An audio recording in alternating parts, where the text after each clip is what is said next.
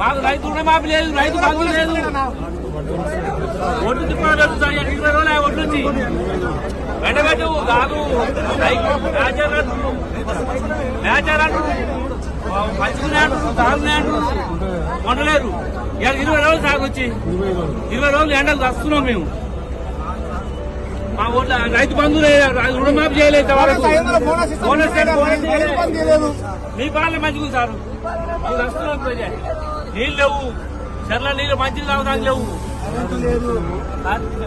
పోరాటం చేస్తున్నాము, అందరు రెడీగా ఉండండి. వాళ్ళ సంగతి చూద్దాము. ఇచ్చిన హామీలను పోరాటం చేద్దాం.